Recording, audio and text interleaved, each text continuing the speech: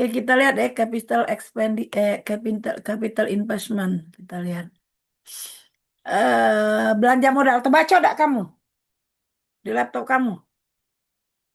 Baca, Bu. Baca ya. Kita lihat. Berarti materinya kamu sudah semua ya. Kalau begini, hmm, berarti sudah selesai kamu profit planning, laporan per segmen. Kalau sudah masuk ke belanja modal, minggu depan Ibu sudah biaya kualitas. Nggak belajar kemarin laporan segmen dan desentralisasi. Desentralisasi, Bu Aspen itu ngasih tugas juga, Bu. Yang pertemuan Hmm. 9 kan, Bu? Saya. Hmm. Oke ya, Ibu yang masuk sekarang. Ibu yang ngajar. Kita lihat ya, capital expenditure. Keputusan belanja modal. Belanja modal itu belanja investasi. Tadi Ibu minum dulu. Wah, wah, buka. Wah, wah.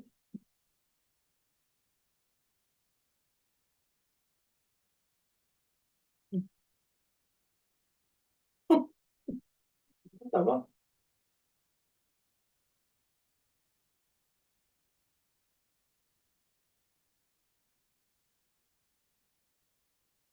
Ibu minum dulu sebentar ya, Popo. Oke, kita lihat capital decision. Capital X investment decision. Nah, tidak salah ini. Oh, mana ini laptop? Oke. Jadi setelah mempelajari bab ini, apa yang kamu bisa? Nah, ini dia sebutkan. Yang pertama, mahasiswa akan mampu menjelaskan. Bentar ya. Hmm, Laptop ibu nih, ibu nak full screen, tidak bisa. Karena ditutupnya perintah. Oh, itu dia. Perintah full screen, nah bisa, biar enak. Tujuan setelah kita belajar bab ini kita akan bisa. Nah, jadi mahasiswa akan mampu yang pertama menjelaskan apa itu keputusan investasi modal. What a capital investment decision. Nah, dan apa? Mampu membedakan antara apa sih antara keputusan investasi modal yang mutually eksklusif dan yang independen. Maksudnya, keputusan belanja modal yang tidak mempengaruhi keputusan yang lainnya. Kalau ada kata decision, berarti ada pilihan kan? Ya enggak? Kalau ada decision, berarti kalau membuat keputusan, berarti ada beberapa alternatif yang harus kita ambil. Kalau dia cuma itulah, tidak perlu lagi dibuat keputusan, ya itulah yang harus dilakukan. Kalau kita di ilmu akuntansi manajemen, yang namanya pengambilan keputusan, salah satu peranan akuntan manajemen di dalam organisasi adalah membantu pimpinan membuat keputusan. Membuat keputusan. Berkeputusan memilih membuat keputusan dari sejumlah alternatif yang tersedia. Nah, keputusan investasi modal ini kadang-kadang ada beberapa alternatif. Misal, kita nambah outlet dah ya. Kan keputusannya ada dua. Menambah outlet apa tidak menambah outlet. Atau satu lagi, kita harus ngembang ke produk baru atau tidak. Kan ada keputusan kan? Betul nggak? Keputusan itu ya. Manajemen membuat keputusan berarti ada beberapa alternatif, minimal melakukan sesuatu dan tidak melakukan sesuatu. Itulah pilihan, decision untuk melakukan atau tidak, untuk mengambil menentukan satu aktivitas tertentu. Nah, pilihan di antara beberapa aktivitas itu ada yang independen. Artinya, keputusan A tidak mempengaruhi keputusan B. Artinya ketika ngambil keputusan A, B itu tidak dirugikan. Cuma kita nak milih mana yang lebih untung. Tapi ada keputusan belanja modal yang mutually eksklusif, eksklusif. Jadi alternatif A, B, C. Kalau milih A, B ini akan terganggu. Misal ada tiga divisi produk. Ada tiga divisi produk. Bikin misal perusahaan apalah, mobil. Nah, mobil itu ada mobil A, ada mobil ada ada mobil yang mereknya bukan merek tapi merek ya. Misal Toyota, Toyota itu ada Avanza, ada Rush, ada Innova, ada Alphard, ada macam-macam. Ya enggak? Nah, sekarang ternyata, wih, bikin apa? Produksi Avanza itu ternyata labanya rendah nian, cenderung minus. Ah, kita harus ngambil keputusan, lemak ditutup apa tidak. Ah, keputusan ketika ini ditutup dia akan mempengaruhi yang lain. Nggak ada pokok. Jadi ada alternatif. Kira-kira kalau misalnya divisi A ini ditutup, apakah divisi B terganggu? Karena kan ada fasilitas yang dipakai bersama kadang-kadang. Betul nggak? Begitu kan? Antara beberapa divisi itu ada beberapa fasilitas bersama. Makanya capital investment decision di bagian terakhir karena kamu sudah belajar desentralisasi. Kamu sudah belajar membuat laporan per segmen. Laporan per segmen itu ada margin kontribusi langsung yang menjadi yang jadi apa yang dapat dikendalikan oleh manajer pusat pusat tanggung jawab tersebut. Kemudian ada lagi margin kontribusi ah, yang setelah dikurangi biaya bersama yang bisa masih dikontrol oleh si manajer pusat laba. Kan ada macam-macam kan cara menghitung laba, margin kontribusi. Kalau pakai laporan laba per segmen, makanya saya tanya, sudah belum kamu bikin laporan laba rugi per segmen? Kalau pakai laba rugi per segmen itu terlihat eh, ada biaya yang bisa dikendalikan oleh manajer, ada yang tidak. Ada biaya tetap yang bisa dikendalikan, ada biaya tetap yang tidak bisa dikendalikan. Ada biaya bersama. Ada biaya yang kalau di PCA ditutup, biaya itu hilang. Boleh jadi ketika divisi itu ditutup, maka biaya itu tidak tidak akan dikeluarkan lagi. Ada biaya walaupun divisi itu ditutup, tapi tetap biaya itu tidak bisa hilang karena biaya itu biaya bersama yang keluarnya melalui distribusi antara divisi A, divisi B, divisi C. Nah, itu laporan laba rugi per segmen. Saya anggap kamu sudah selesai belajar itu. Jadi mampu menjelaskan ini hubungan ini. Kemudian dapat menghitung payback period dan accounting rate of return untuk investasi yang diusulkan. Bisa menghitung berapa lama waktu yang diperlukan. Ya. Payback period, periode yang diperlukan untuk pengembalian. Investasi 100 juta, berapa tahun? Tahun ke berapa duit 100 juta ini balik? Modal ini kembali. Itu payback period namanya. Kemudian yang kedua, accounting rate of return.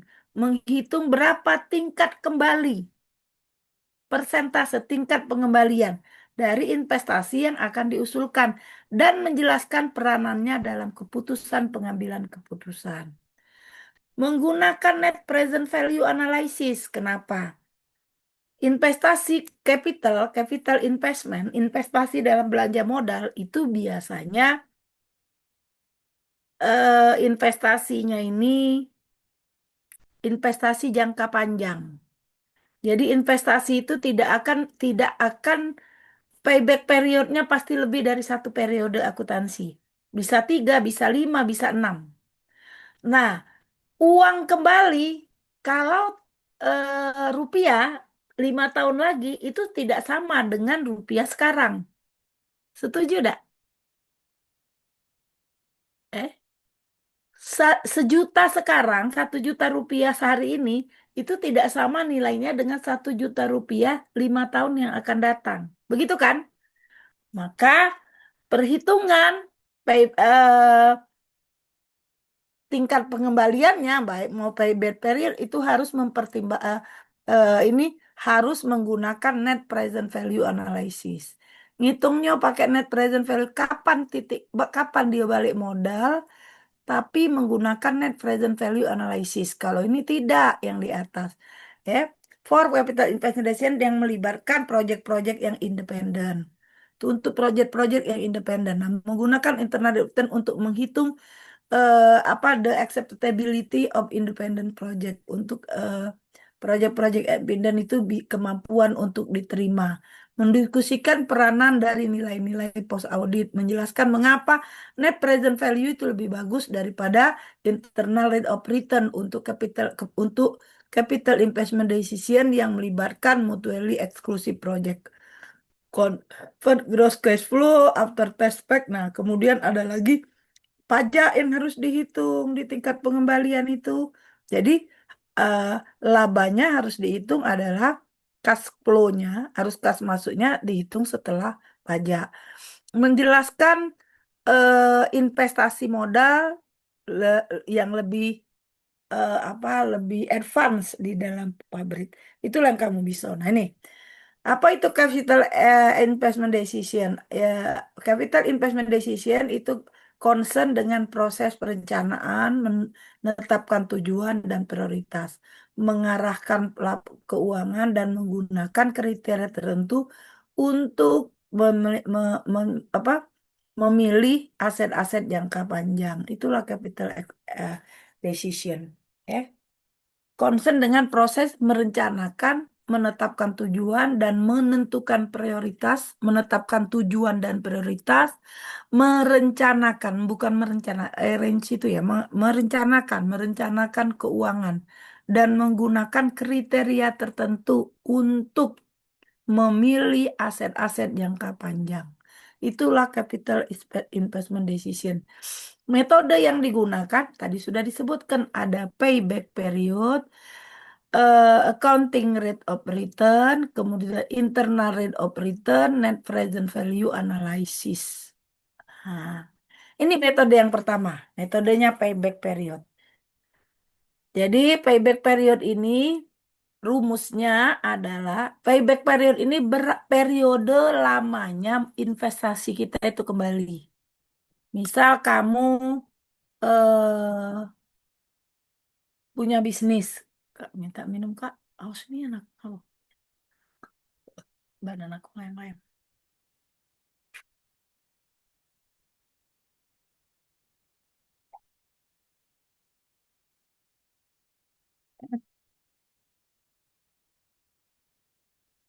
eh Berapa lama? Kapan investasi itu akan kembali? Kamu tugas dari Pak Anton apa kemarin? Ini tugasnya. Tugasnya itu buatlah analisis apakah rencana investasi itu tersebut layak dilaksanakan. Nah, jadi yang menghit kalian tugasnya itu menghitung payback periodnya, IRR-nya itu dapat berapa. Berarti hari ini materinya. Iya. Terus, jadi ibu nih sebenarnya kamulah sudah kerja ke ya? Ya sudahlah, berarti kamulah tahu ini payback period. Jadi ngitung ini yo, soal ya dikasihnya ya. Apa kamu cari Iya, dewek? soalnya dikasih. Berarti soal bab ini kan? Kenapa? Inilah payback period. Nah, cash flow is assumed occur over. Berarti kamulah tahu ini nah. Investasi 100 juta di tahun pertama, di tahun pertama itu karena mulainya di awal tahun, maka akhir tahun sudah ada duit masuk 30.000. Ba- Berarti sisa awal tahun tinggal 70.000 investasi. Tahun kedua duit masuk annual cash flow 40.000. Tahun ketiga 30.000 duit masuk 50. Berarti berapa tahun dia balik? 2 tahun berapa bulan? Ini kan 30, ini 50, sisa 20. 2 tahun setengah sudah balik modal. Ya betul nggak? Payback periodnya. Ah, di tahun ketiga dia tertutup. Tahun ketiga, tapi belum nyampe selesai tahun ketiga. Original juga ke annual cash flow. Kalau dia cash flow-nya ini untuk yang cash flow-nya stabil, stabil. Kalau cash flow-nya berfluktuasi dibuat manual seperti ini. Nah, ini di tahun keberapa? Di tahun ketiga, tapi tidak sampai tahun ketiga. Kurang dari 3 tahun. Ya kan, 30.000. 12 bulan 50.000. Berarti 50.000 bagi 12 bulan, per bulannya berapa? 30.000. 30.000 dibagi 50.000 dikali 12 bulan. Itulah lamanya payback periodnya. 2 tahun ditambah dengan 30 dibagi 50 dikali 12. 3 per 5 kali 12. 3 kali 12. 36 dibagi 50 dibagi 5 berarti 7 bulan. 2 tahun 7 bulan. Sudah ya, kamu kanlah tugas kamu ini. Ya, ini sudah selesai dikasih oleh Pak ini. Nah, abaikan time value of money. Mengabaikan. Jadi kelemahannya apa kelemahan payback period? Tadi dia tidak, yang pertama tidak menghitung di time value of money. Ya. Nilai waktu dari uang. Duit yang 70.000 tahun depan tidak sama dengan 70.000 tahun ini. Setuju tidak? Ya, 70.000 tahun depan itu tidak sama dengan 70.000 tahun ini. Itu tidak. Coba ongkos bus ke Layu naik tidak? Masih Tidak. 15. Masih belum. Tapi makanan tak, jajanan belum naik. Hmm. Tidak perlu tahu. Nah, yo ngecik bae barangkali. Eh. Nah, mengabaikan kinerja investasi. Ya, apa yang melatar belakangi payback period. Jadi kinerjanya tidak diperhatikan, yang diperhatikan cuma kapan dia balik. Kinerjanya tidak diperhatikan, ya cuma ngelihat waktunya saja, ya. Nah, the payback period menyediakan informasi bagi manajer yang dapat digunakan untuk apa? Untuk membantu mengendalikan resiko yang berhubungan dengan ketidakpastian pada arus kas di masa yang akan datang. Membantu meminimalkan pengaruh dari masalah-masalah likuiditas perusahaan, ya. Pengaruh investasi pada masalah likuiditas perusahaan.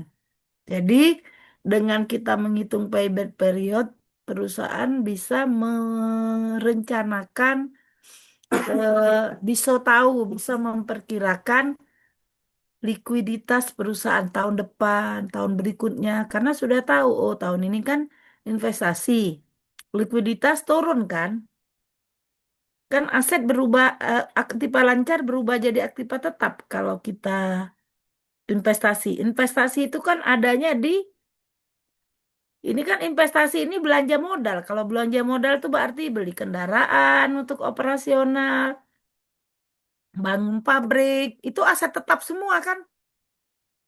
Kalau bangun pabrik kan beli mesin pabrik. Kalau meluas, misalnya dia perusahaan dagang. Kalau dia nambah toko, nambah cabang, itu kan kalau sewa gedung ya, oke lah, itu masih masuk aset lancar.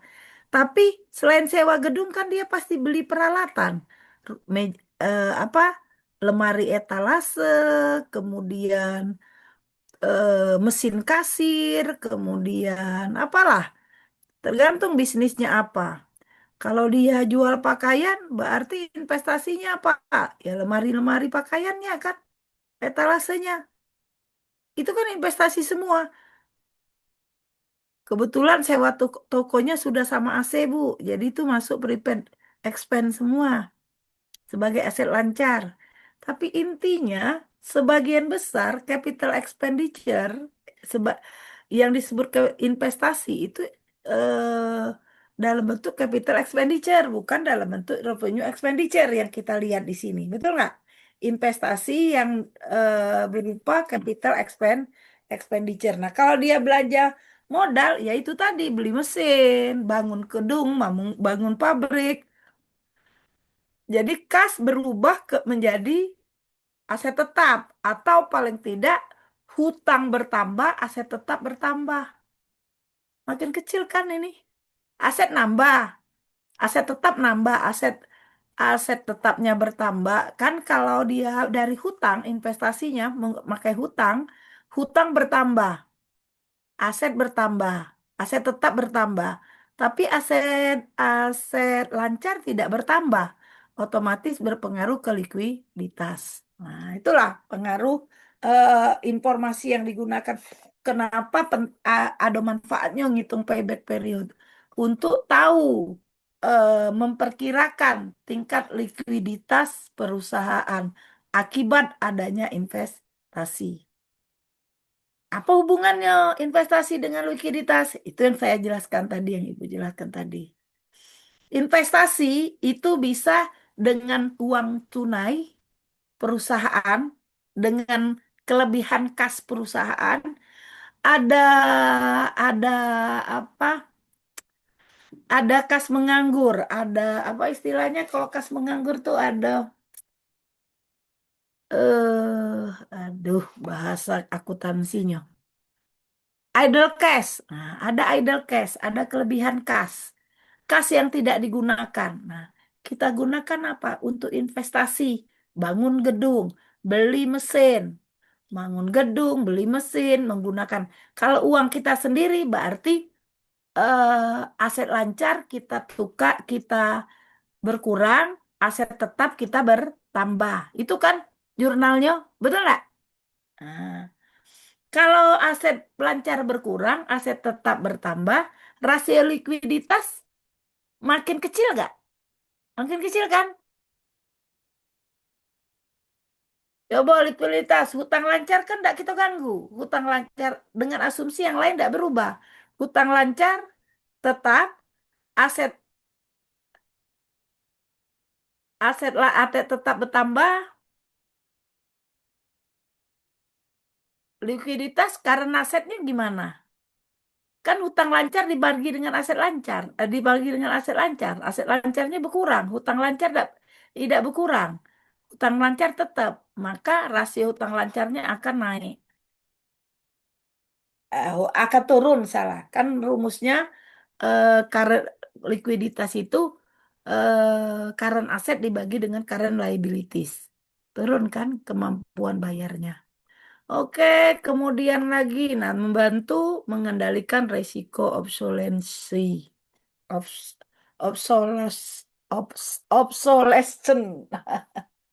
Kemudian membantu mengendalikan pengaruh dari investasi pada dalam pengukuran kinerja. Ya, itulah. Ini tadi payback period. Ada pertanyaan enggak dengan rumus? Kamu kalau dijut tugas oleh Pak, Ibu mengajar yang kamu sudah kerjakan.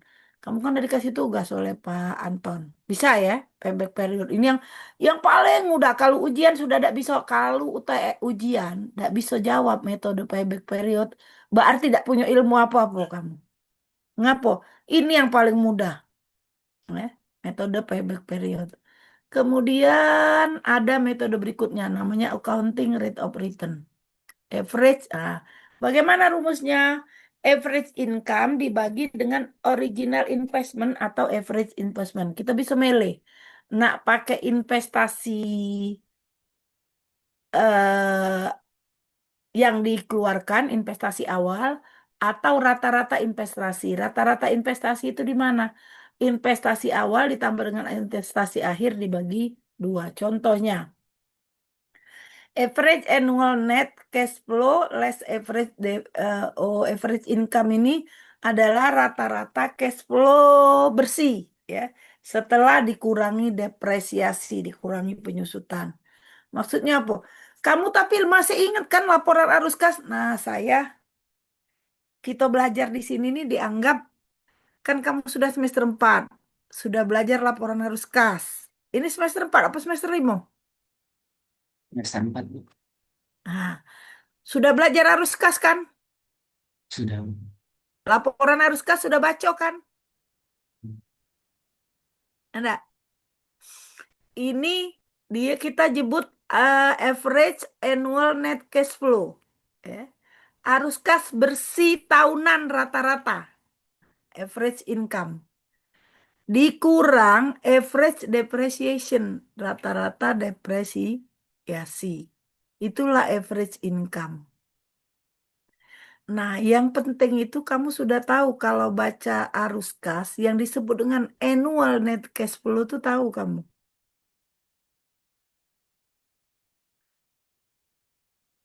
Ini nih laba operasi loh yang diambil berarti kan ada isi laporan arus kas ada berapa? Ada 3 kan?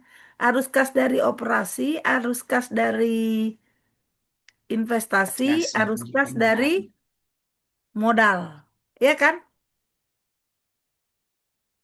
Coba arus kas dari operasi, kemudian arus kas dari Pendanaan sama investasi. iya, bela modal yang pertama, yang kedua tuh yo. Yang ketiga itu pendanaan. Nah, dana yo, itu dana tuh maksudnya dari ekuitas ya, yang berhubungan dengan ekuitas. Yang kedua dari belanja investasi. Nah kamu tahu ini yang mana ini average annual net cash flow ini yang mana? Yang bersih setelah dikurangi ketiganya atau batas operasional? Average annual net cash flow. Nah, Yang sudah bersih, Bu. sudah bersih, sudah tiga-tiga dari awal dan akhir kan rata-rata. Kalau rata-rata kan eh, annual net cash flow awal tahun dengan annual cash flow akhir tahun, ya kan? Average, ya. Oke, kita lihat. Nah, average investment sama dengan satu plus S dibagi dengan dua investasi ya. Investasi awal dengan investasi akhir dibagi dua itulah ininya. Original investment, salvage value, nilai sisa, nilai terakhir ya, investasi akhir ya, dikurang dengan investasi is assume that investment is uniformly consumed ya. Asumsinya investasi itu dikonsumsi secara apa uniform ya. Nilai sisa ini kan maksudnya saldo akhir dari investasi. Kan nilai bukunya investasi. Inilah rata-rata investasi, ya kan? Dibagi dua. Kalau dibagi nilai buku saldo investasi ya di akhir tahun di tahun ERR, di akhir tahun investasi ya average income, counting rate of return. Oke, kita lihat lagi. Nah, nah ini contohnya. Misalnya beberapa peralatan baru dibutuhkan dengan an initial outlay $80.000 ada yang awalnya 80 dan and promise total cash flow-nya $120.000. Nah, jadi equipment ada apa? Ada rencana membeli equipment itu 80.000 seharga $80.000 karena kita pakai equipment yang baru ini akan menghasilkan cash flow $120.000 selama 5 tahun. The life of machine. Mesinnya 5 tahun. Berapa ARR-nya? Nah, kita lihat cara ngitungnya. The average cash flow adalah 24.000. Dari mana? 120.000 dibagi 5. Rata-rata selama 5 tahun. Ya, average cash flow. Tapi cash flow yang mana setiap tahun? Nah, itu kita lihat ya. akhir ya, saldo bersih ya. Nanti kan dia jelaskan biasanya dia ngambek dari mana disebutkannya kayak di tergantung kalau kamu ngitung juga kamu hitungnya dari mana. Idealnya harus kas bersih yang bawah sekali, baru ditambah lagi dengan depresiasi ya. Dan rata-rata depresiasi adalah $16. 80.000 dibagi 5 eh sama dengan $16 ini the average of depreciation. Berapa ARR Jo? 24.000 dibagi 16.000. Dikurang dengan rata-rata depresiasi selama 5 tahun. 80.000 ini dibagi 5 tahun. Depresiasi setiap tahun 24.000. Pendapatan setiap tahun, pendapatan. Aruskah setiap tahun rata-rata 24.000. Dibagi dengan 80.000. 80.000 ini apa? Tadi katanya rata-rata investasi. Investasi awal ya. Investasi awal dia menggunakan investasi awal berarti dibagi 80.000. Maka nilainya adalah 8.000 dibagi 80.000. IRR-nya sama dengan saya tidak bisa baca ketutup stop. Berapa itu angkanya kamu lihat? Kamu bisa lihat tidak? Bisa Bu, 10% itu Bu. 10%. Yolah 8/80 ya. 1/10. Jadi 10%. Tapi lihat dia menggunakan apa? Average investment-nya menggunakan investasi awal. Rumusnya tadi kan dia pakai atau nah bisa pakai original investment atau rata-rata investasi. Ini original dikurang value dibagi dua. Kalau dia originalnya berapa? 80.000 80.000 ditambah dengan nol sell value-nya dibagi dua. Tapi tidak tahu ini dia tidak menyebutkan sell value kan di soalnya. Nggak disebutkan kan? Cuma disebutkan investasinya 80.000. Masa manfaatnya 5 tahun, tapi nilai sisa tidak diketahui. Sehingga yang digunakan adalah 80.000. Ya. Oke ya, ini kamu juga PR kan dari Pak Anton? Ini nih anaknya di kelas ya. Alasan menggunakan AR. Nah, apa manfaatnya pakai ARR? A screening measure to ensure that new investment will not adversely affect net income. Ya. Men-screening. A screening measure. Ukuran untuk men-screening untuk meyakinkan investment that new investment will not adversely affect net income. Will not tidak akan berpengaruh jelek ya, tidak akan dengan jelek mempengaruhi net income. Jadi tidak akan mempengaruhi net income, tidak jelek bagi pendapatan bersih. Nah, jadi men-screening alat ukur eh, alat-alat untuk mengukur dan meyakinkan bahwa investasi yang baru itu pengaruhnya tidak tidak berpengaruh jelek terhadap eh, pendapatan bersih. Tidak berpengaruh jelek terhadap pendapatan bersih. Untuk meyakinkan bahwa eh, apa pengaruh yang menguntungkan pada pendapatan itu juga so that bonus can be earned. Jadi bagi si manajer uh, investasi kalau pengaruhnya bagus ke net income bonus dapat diperoleh. Nah inilah makanya desentralisasi duluan. Kalau keputusan belanja modal itu dibuat oleh manajer pusat investasi, maka manajer itu akan mempertimbangkan ini, yang terakhir ini. Kira-kira investasinya di sini bisa bikin dia dapat bonus enggak? Kemudian lagi, kalau dia perusahaan terbuka, TBK, direktur, direksi itu bukan pemegang saham. Bu, tapi kan ada direksi yang juga pemegang saham. Iya, betul. Tapi direksi itu diangkat oleh rapat umum pemegang saham. Artinya saham itu kalau dia PT terbuka, saham itu banyak pemiliknya. Enggak, yang ditunjuk jadi itu kan dari RUPS, yang ditunjuk jadi direktur. Tapi yang punya pemegang saham tertinggi biasanya yang otomatis ditunjuk. Tak cuma dia sebagai direktur itu dia akan diberi bonus kalau kinerjanya baik.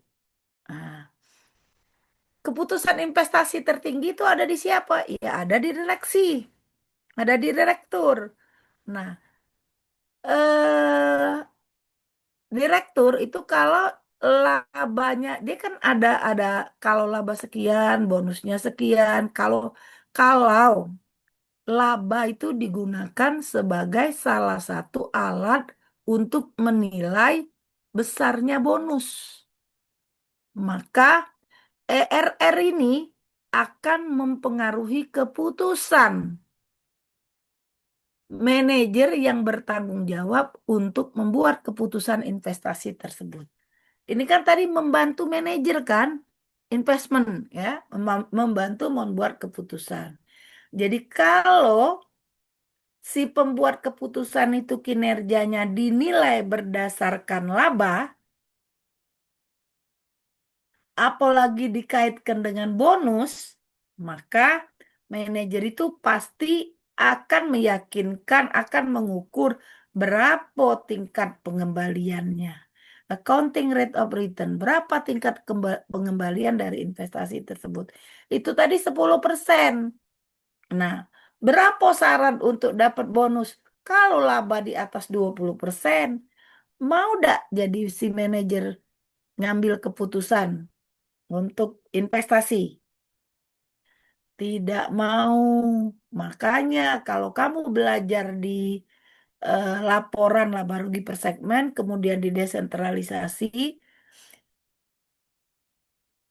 sekarang berkembang, bukan sekarang, sudah dari tahun 90-an itu berkembang, alat ukur kinerja tidak hanya ROI yang digunakan, alat ukur kinerja keuangan, tapi juga namanya apa? Residual income.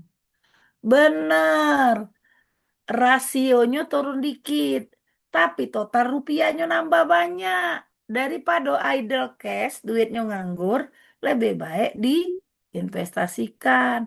Selagi tingkat pengembaliannya masih lebih tinggi daripada suku bunga pinjaman, makanya tetap itu jadi patokan. Nah, makanya apa informasi accounting rate of return ini bermanfaat bagi si pembuat pengambil keputusan. Jadi yang pertama nilainya harus lebih besar daripada the major deficiency of accounting rate of return is that mengabaikan masih time value of money. Ini tadi manfaatnya dulu kita masih lihat. Nah, meyakinkan bahwa pengaruh yang menguntungkan ke laba sehingga bisa manajer yang buat keputusan, direktur yang berbuat keputusan bisa dapat bonus. Kalau direktur diputuskan oleh rapat umum pemegang saham, boleh bayar bonus kata RUPS. Silakan bonusnya dibagi, baru dia dapat. Makanya direktur itu berkepentingan sekali terhadap laba. Walaupun dia dewek juga pemegang saham. Kenapa? Lah ya kan beda. Dia dividen dapat, bonus juga dapat. Nah, makanya nanti ketika kamu belajar teori akuntansi, muncullah masalah tadi. Masalah di teori agensi apa? Adanya asymmetris information antara pemegang saham dengan manajemen informasinya ada simetris. Kenapa? Pemegang saham pengennya laba biar dividennya besar, tapi dia kepengen tetap perusahaan itu sehat.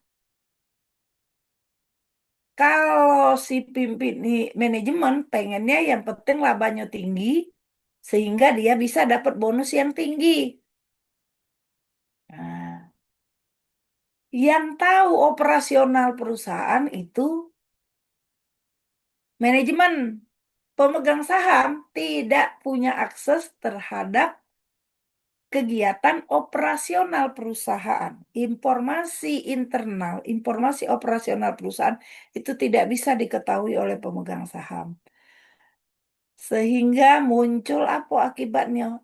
Ada kemungkinan muncul perilaku negatif yang dilakukan oleh manajemen.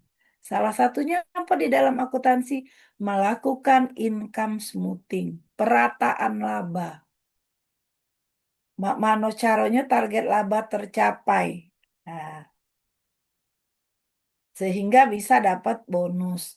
Itulah yang terjadi di perusahaan apa yang selama ini diomong keuntung terus tiba-tiba ternyata rugi. Garuda Indonesia. Kemudian perusahaan apa lagi? Rata-rata BUMN ya melakukan itu. Iya, biar dapat bonus. Tapi ada perataan laba. Nah, susah perataan laba itu. Auditornya tidak bisa kena kadang-kadang. Kalau dia kertas kerjanya bagus. Tetap ada hukuman. Tapi cuma hukuman misalnya tidak boleh apa ngaudit selama 2 tahun. Cuma itu hukumannya. Itu pun hanya terhadap yang menandatangani. Bukan terhadap formnya. Bukan terhadap KAP-nya. Tetapi terhadap auditor, rekan yang menandatangan laporan audit. Bu, ini kita belajar akuntansi manajemen. Iya, kaitannya ke situ bagi manajemen, ya. Bahwa ini membantu karena kenapa saya jelasin ini? Kamu kan lah ditugas ke Pak Anton ngerjakan PR ini, udah ngerjain PR lagi, berarti materinya inilah hari ini kalau nyingok di itu, ya. Accounting return. Nah, apa ininya? Apa the major deficiency, kelemahan ya, yang hal yang paling tidak menguntungkan dari accounting of return, mengabaikan time value of money sama dengan payback period tadi, mengabaikan time value of money. Nah, net present value. Nah, apa rumusnya net present value? Kita lihat. Aduh. Ah. Net present value adalah rumusnya P min I. P itu apa? The present value of the project future cash flow. Nilai sekarang dari arus kas project, arus masuk kas project pada masa yang akan datang. Nilai sekarang dari arus kas project dari masa yang akan datang. Iya, Pak. Present value of project cost usually the initial outlay. Nilai sekarang dari biaya project. Biasanya, usually the initial outlay. Biasanya apa? Sudah ini ya, dari di sudah bisa di awal sudah tersedia. Sudah bisa kita prediksi. Nah, sama future cost cash inflow. Jadi future cash inflow sama future cost cash outflow. Nah, yang the present value of the project cost ini adalah future cash outflow-nya. Arus kas masuk dan arus kas. Nilai sekarang arus kas masuk dikurang dengan nilai kas nilai sekarang dari arus kas keluar. Kan duit yang masuk di investasi itu kita investasi beli mesin 500 juta untuk 5 tahun. Penyusutan setahun 100 juta. Kemudian duit masuk eh, tahun pertama 200 juta, tahun kedua 200 juta, tahun ketiga 200 juta. Nah, itu duit masuk. Duit keluar tahun pertama 500 juta, 200 juta. Terus eh biaya yang keluar, the value of project cost-nya itu juga ada. Nah, ini kita lihat contohnya. Kita langsung lihat contoh soal saja. Net present value adalah perbedaan antara nilai sekarang arus kas masuk dan arus kas keluar. Ini arus kas masuk, arus kas keluar yang dihubungkan dengan suatu proyek. Kita lihat contoh soal. Brennan Company has developed new earphones for portable CD and tape players. Oh, ini buku ini lalamonian masih portable CD and tape player. Sekarang tidak pakai lagi kamu kan. Masih ada nggak yang punya portable CD sama tape player di rumah? Nggak pakai lagi ya. That are expected to generate an annual revenue sebesar $300.000. Necessary ya, 300 dan annual revenue, pendapatan tahunannya $300.000. Necessary production equipment would cost $320.000 dan dapat dijual setelah 5 tahun dengan harga $40.000. Ini salvage value-nya. Can be sold in 5 years. Bisa dijual. Beli peralatan produksi itu, mesin itu dibeli $320.000. Setelah 5 tahun bisa dijual $40.000. Annual revenue ya, expected the generate an annual revenue $300.000. Setiap tahun bakal dapat $300.000. Apa annual revenue-nya cuma $300.000, kita lihat. Sebagai tambahan, working capital is expected to increase $40.000. Nah, eh modal kerja, ah, kan selain duit 320.000 ini tadi, itu ada modal kerja sebesar $40.000 dan is expected to be recover at the end of 5 years dan diharapkan dapat kembali setelah 5 tahun.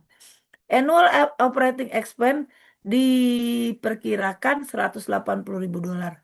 The required rate of return is 12%. Jadi persen. Jadi ada 12% target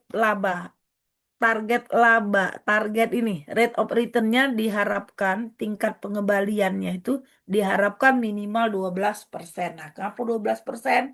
Bisa saja jadi karena kalau dia deposito dapat 12%, tidak perlu ngapo-ngapo duitnya di deposito. Jadi kalau dia nak investasi harus lebih dari 12%.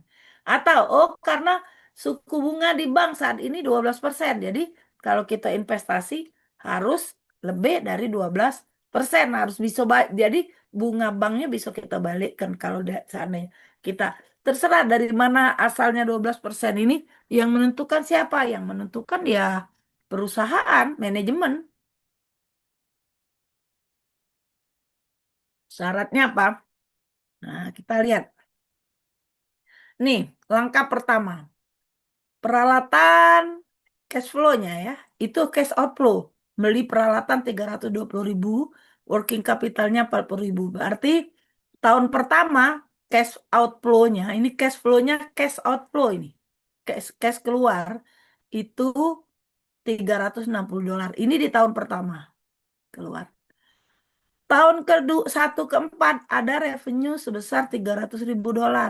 Biaya operasional 108, berarti total arus kasnya adalah 120.000. Revenue dikurang operating expense. Dapatlah 120.000. Tahun kelima revenue-nya 300.000. Operating expense tetap 80.000. Tapi ada nilai sisa. Salvage $40.000. Recovery of working capital. Ngapo? Tidak keluar lagi di tahun kelima itu. Ada recovery-nya ya, 40.000. Oh, ada pengembalian ke working capital tuh, balik lagi juga duitnya $40.000. Ini arus kas masuk kan? Yang arus kas keluar ini kan? Ini arus kas masuk. Totalnya berapa? Berapa total kas masuknya? Adalah $200.000. Tahun pertama keluar 360.000. Tahun satu tahun awal awal awal investasi 360.000. Kemudian revenue setiap tahun, karena ini dianggap konstan ya, ininya investasinya. Tahun pertama sampai tahun keempat itu investasinya 120.000 per tahun. Perhatikan ini kan per tahun 180.000 per tahun. Setiap tahun. Kalau working capital ini hanya awal tahun. Nah, terus 20.000. Ini arus kas masuk 120.000 kali 4. Berapa? 480.000. 480.000. Di tahun kelima revenue-nya 300.000. Operating expense-nya 120.000 sih. Tapi ada salvage. ada nilai saldo akhir yang bisa dijual. Saldo akhir bisa dijual, ini 40.000, kemudian working capital juga bisa dikembalikan 40.000 sehingga total 200.000. Jadi berapa total arus kasnya masuk dari tahun pertama sampai tahun kelima? 480 ditambah 200, 660. Ya, 660.000 duit masuk. Ya, duit keluarnya berapa? Ini kan keluar 40.000. Ini operating expense. Ini cash flow. Cash flow identification. Nah, dapat ya, kita dapat. Nah, kita buat ini. Karena kita pakai net present value ini. Ini tadi kan, tahun pertama, tahun kedua, tahun ketiga, tahun keempat, ini 200.000. Ini arus kas masuk. Tapi ini arus kas masuk yang tidak mempertimbangkan value of money, time value of money. Nah, kalau kita pakai not present value analysis, kita pakai ini. Tahun pertama, diskon faktor. Diskon faktor ini lihat mana? Lihat tabel. Tabel net present value. Nilai sekarang dari tahun yang akan datang. Dari tahun ini, nilai sekarang dari sekarang ya 1. Ini 0,8 ini duit 120.000 tahun depan. Sekarang ini nilainya sama dengan 0,893. Duit 120.000 tahun yang 2 tahun yang akan datang nilainya dikali dengan 0, hanya sebesar 0,7 saja dari 120 kalau kita nerimonya sekarang, sehingga total net present value-nya adalah ini. Ini kan minus nih. Nah, ini masuknya, ini arus kas masuknya. Arus kas masuknya tahun pertama, tahun kedua, ketiga, keempat, kelima. Total arus kas masuknya adalah kok 107 net present value. Oh, adalah 117.960. Dapat dari mana? Dari 360.000 dikurang 107, 95, 85, 76, 113. Total 360 dikurang ini. Dapatnya 117.960. Masih untung enggak? Masih untung lebih besar. Saat ini dapat duit. Kalau dihitung sekarang, dinilai sekarang dia sebesar 117.960 rupiah. Ini net present value untuk $1. Nih ya, tabelnya ya, sudah bisa pasti disuruh Pak Anton buat tabel. Net present value, ini kita tadi 117. Nah, sekarang step ini net present value analysis, coba. Ini kan 117, ini tadi, oh ya, ini kalau present value of an annuity, Tigo. Sebenarnya tiga ini dari mana? Dari total 0,8 tambah 0,7 ditambah 0,712 ditambah 0,6. Maksudnya kamu bisa pakai tabel yang 2A, bisa pakai tabel yang 2B net present value-nya. Ya. Tabel net present value-nya bisa diskon faktor yang per tahun, ada akumulatif, diskon faktor yang akumulatif. Kalau angka 1 sampai 4 ini apa bisa dijumlah? Karena angkonya sama 1.200, 120.000. Tapi tahun kelima angkonya berbeda, makanya tidak bisa dijumlah. Jadi dia kali sendiri. Ada pertanyaan enggak? Sudah tiga metode.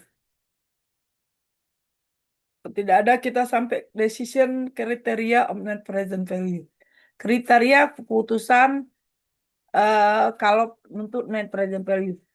Jika net present value sama dengan 0, maka mengindikasikan the initial investment has been recovered.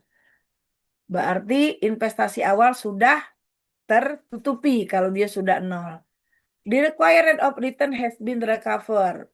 Tingkat internal rate of return sudah tercover. Kan kita dapat angka ini tadi, ini di persentase 12% kan. Menggunakan rate of return 12%, maka nilai sekarang dari duit tahun depan itu adalah 0,893. Nilai sekarang dari duit tahun 2000, 2 tahun yang akan itu sekian. Kalau rate of return-nya sebesar 12%. Rate of return-nya 12%. Nah, ini ya. Artinya sudah lewat 12%. Sehingga break even has been achieved and we are independent about the project. Independent, we are independent about the project. Jadi kalau NVV, kalau nilai ini sudah nol, tidak negatif, kalau total ini nol, tidak negatif, berarti modal awal tertutupi dengan nilai NVV. Nak dihitung 5 tahun yang akan datang tuh memanglah tertutup gitu kalau lihat dalam angka sekarang.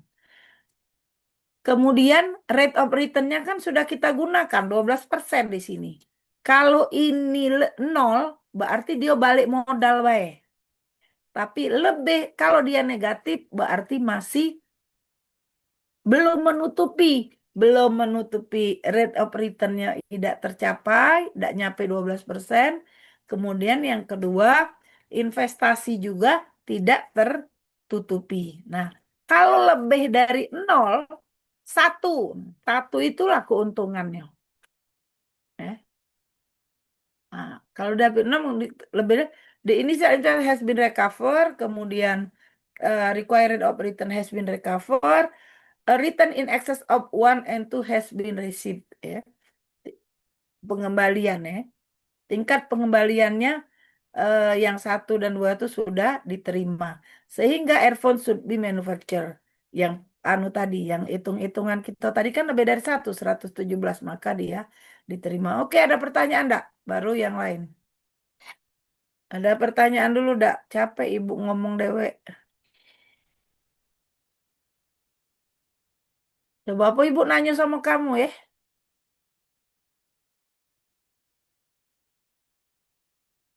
Baru separuh ini. Baru 24 tadi. Ah, oke ya.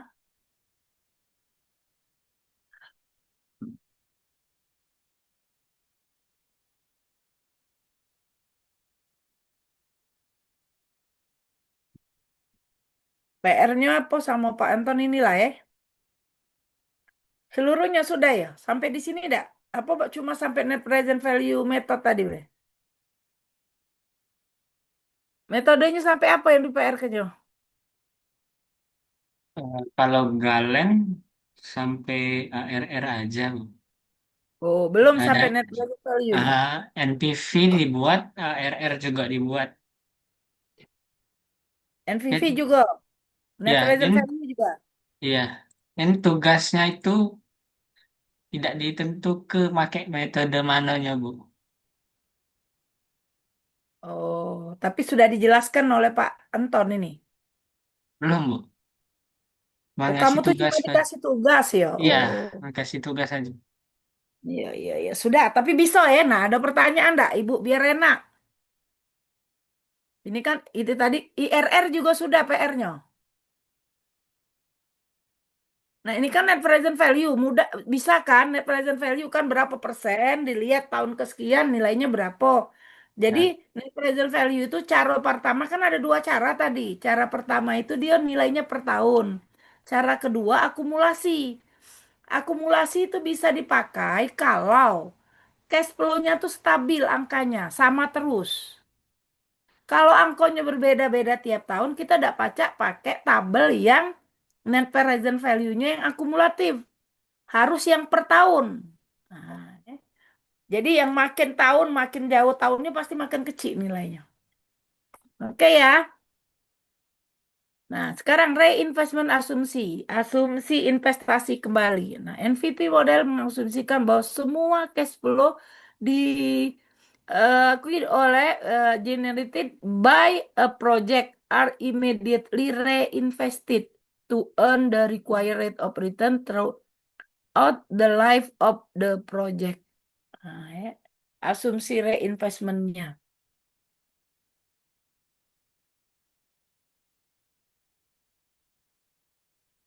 Diinvestasi untuk menguntungkan to earn the required rate of return ya, melalui life of the project selama umur project ya.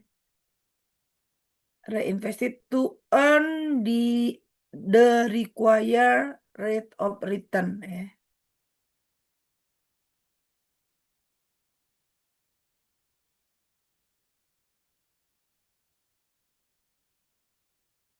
Jadi untuk memenuhi apa untuk mendapatkan ya tingkat kebutuhan ke rate of return yang dilalui apa tik- eh, tingkat rate of return yang diinginkan ya sepanjang siklus hidup proyeknya. Jadi berapa lama proyek itu baru dia kembali ikut internal rate of return-nya.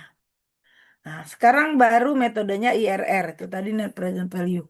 Internal rate of return is discount rate that set the project's NPV at zero. Nah, dan ketika net present value project itu nol. Kita lihat ini ya. Kita lihat rumusnya. Contoh soal saja. Contoh. Suatu proyek membutuhkan biaya $10.000 untuk investasi dan akan mendapatkan pengembalian will return $12.000 setelah setahun. What is the IRR? IRR-nya adalah 12.000 dibagi dengan 1 plus suku bunga. Sama dengan 10.000. Kemudian kita lihat 1 plus I sama dengan 1,2. 10.000 ini yang ditanyakan berapa internal rate of return. Eh, Berapa IRR, tingkat pengembalian? Proyeknya 10.000. Investasi kembali 200.000 tahun depan. Tahun depan berarti N-nya 1 kan? Nah, enggak. Maka di sini 12.000 dibagi dengan 1 plus I. Sama dengan 10.000. Berapa I? Nah, ini 1 kenapa? Karena dia tahun pertama, 1 year. Ya. 1,2. 10.000 dibagi 12.000. Sama dengan 1 plus I. Berapa 1? Berapa I? I sama dengan 0,2 internal rate of return-nya. Sekarang kriterianya apa? Jika IRR lebih besar daripada cost of capital dan project harus the project should be accepted akan diterima. IRR suku bunga. Berapa suku bunganya? Ini tahun. Kalau setahun, kalau 2 tahun mana? Nah, tabelnya kamu bisa lihat tabel sebetulnya. Ya, dapat angko, lihat tabel. Tapi kalau tahun pertama, tahun kedua. Nah, kita lihat yang tahunnya lebih dari 1 tahun. Jika IRR sama dengan cost of capital, accepted or rejection is equal. Mau diterima, mau ditolak sama saja. Tapi kalau lebih kecil dari cost of capital, maka proyek itu harus ditolak.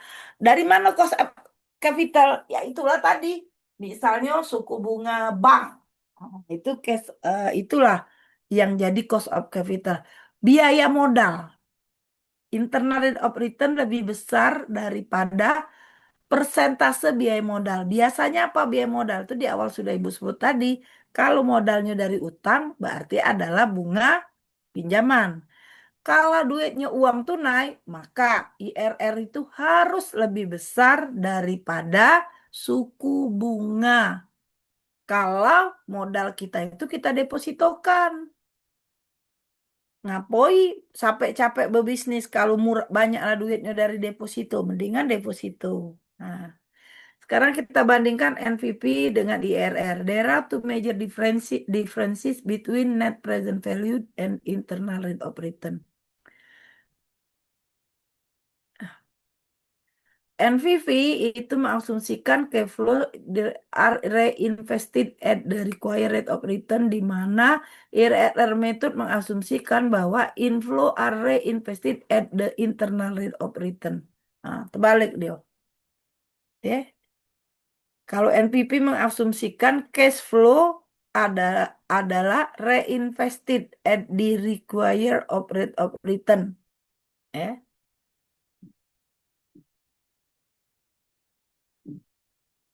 Jadi NPV mengasumsikan cash flow berdasarkan tingkat suku bunga yang diinginkan, tingkat rate of return ya yang diinginkan. Sedangkan IRR, metode IRR mengasumsikan bahwa arus kas masuk adalah reinvested at the internal rate of return. Mengasumsikan arus kas masuk adalah reinvested at arus kas masuk eh, bisa diinvestasikan, jadi tertutupi. Arus kas masuk pada titik internal rate of return, pada tingkat rate internal rate of return. Kalau IRR ini kita nyari tingkat suku bunga berdasarkan arus kas masuk dan arus kas keluar. Arus kas masuk dibandingkan dengan IRR itu kan arus kas masuk dibagi dengan modal, dengan modal. Berapa persen di tahun pertama? Nilai sekarang nah nilai sekarang itulah 1 plus I itu. Kalau dia tahun kedua pangkat 1, ini kan 1 plus I pangkat 1, kalau 1 plus I pangkat 2, 1 plus I pangkat 3, tergantung dia tahun keberapa. Itu IRR. Kalau net present value, dia adalah mengasumsi arus kas itu di recover, reinvested at the required rate of return. Nah, itu pada tingkat rate of return yang diinginkan. Kalau net present value itu mengasumsikan cash flow diinvestasi lagi pada tingkat rate of return yang diinginkan.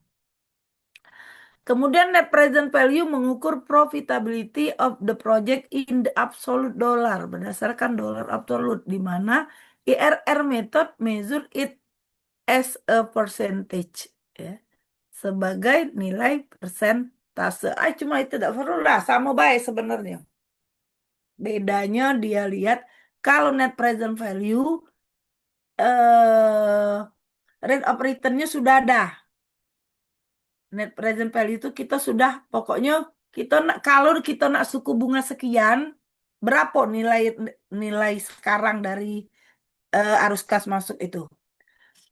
Kemudian bersih. Kalau internal rate of return terbalik. Berapa suku bunga yang dihasilkan? Berapa tingkat internal rate of return berdasarkan arus kas masuk dibandingkan dengan berdasarkan arus kas masuk dibandingkan dengan investasi. Di tahun pertama, di tahun kedua, di tahun ketiga, di tahun keempat, tergantung berapa lama investasi itu masuk, eh, apa arus kas masuknya itu, ya. Kita lihat ini perbedaannya desain A dan desain B, ya. Kita lihat, kita bandingkan. Kalau menurut NVP kita akan milih mana, kalau IRR kita akan milih mana. Binley Corporation itu punya dua desain, desain A, desain B rencana. Annual revenue kalau desain A itu 179.460, annual operating cost-nya 119.460.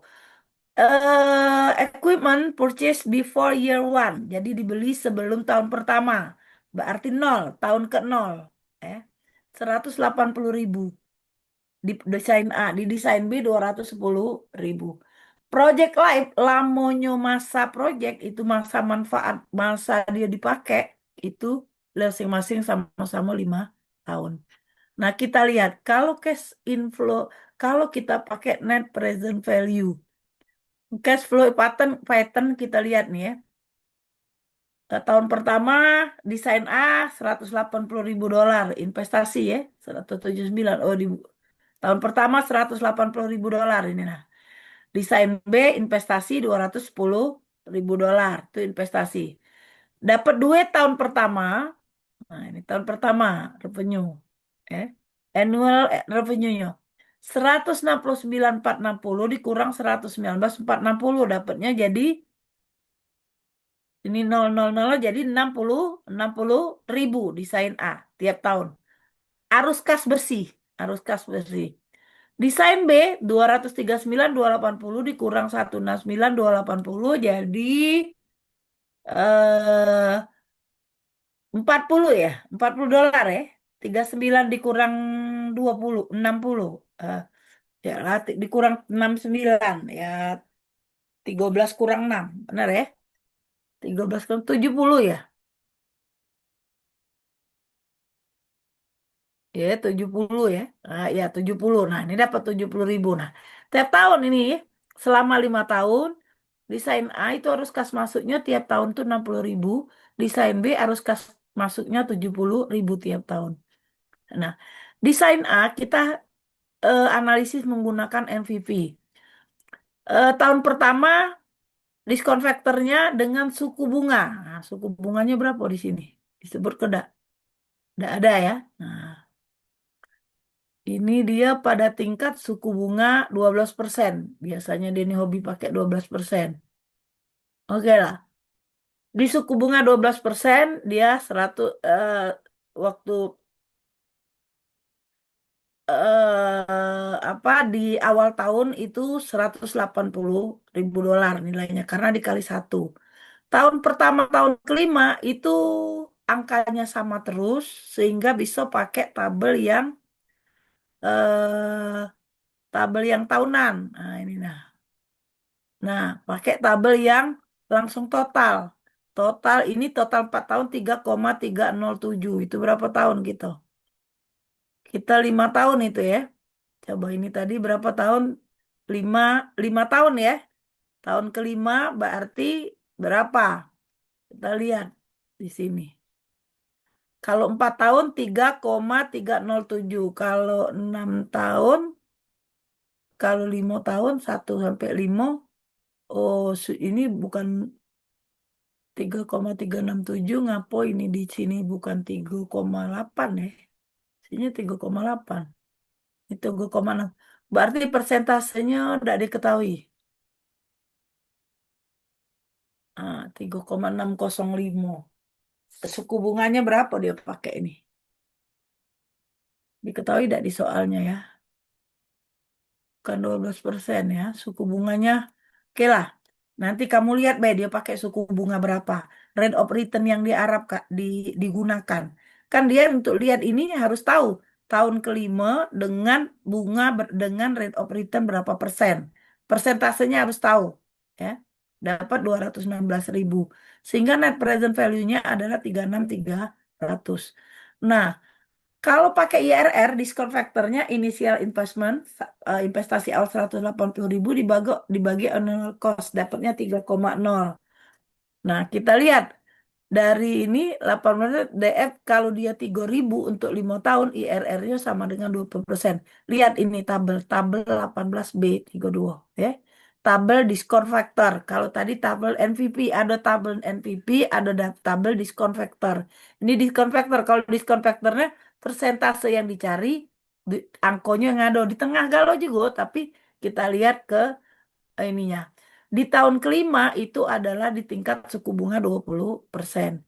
Kita lihat jadi new NV, kalau NVP pakai 20%, NVP ini dia, aduh, nah, decision B, desain B, NVP-nya ini sama 36, dapatnya 42.350. Kalau yang desain A tadi 36.300. Kita lihat diskon faktornya. Diskon faktor sama-sama 20 ya. Kedua-duanya diskon faktornya sama-sama 20%. Kita lihat. Kalau dia adjusting forecast for inflation, nah without inflation, ini tanpa investasi ya. Eh, lain cerita ini. Oh, ini sampai di sini. Nah, kita lihat. IRR-nya sama, 100 mau project A maupun project B sama-sama 20%. Tapi net present value-nya project A project B itu lebih besar 42.350, project A itu 36.300. Maka perusahaan lebih suka memilih yang project B. Ya. Kita sarankan akan ini jadi membandingkan keduanya itu.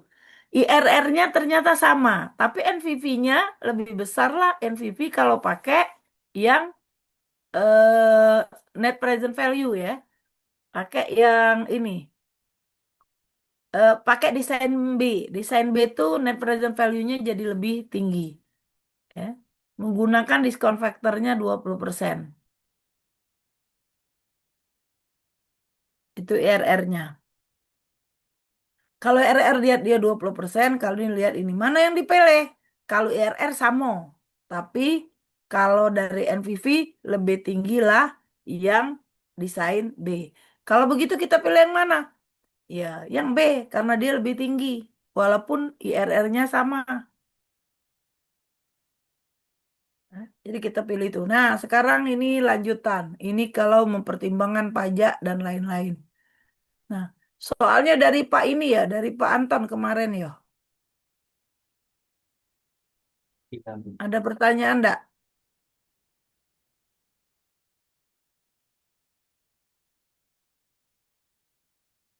8:30 ini. Nggak ngantuk. Jadilah dulu kita.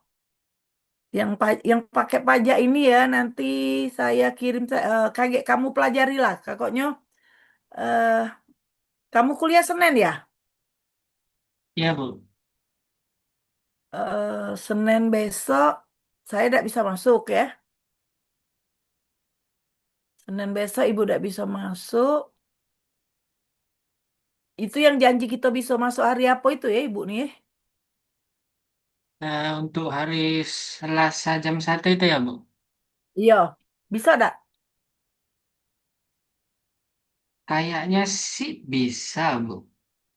Oke, kita janji be ya lagi ya kagak hari Selasa pagi ya. Ya. Oke, baik, Bu. Oke. Ya, itu be ya sampai sini dulu. Nanti saya berikan ini PR minggu depan lah, minggu depan kalau ketemu langsung lemak. Kalau mah ini Bu Cak ngajar patung ya. Itu be ya minggu depan ya. Nanti ini saya teruskan di bab ini dengan biaya kualitas. Setelah itu ujian kan? Senin depannya ujian berarti ya. Iya, offline lah kita. Dah, sampai sini ya. Selamat malam ya. Terima kasih, Bu. Malam. Yuk, Malam Ibu, terima kasih Bu. sama-sama.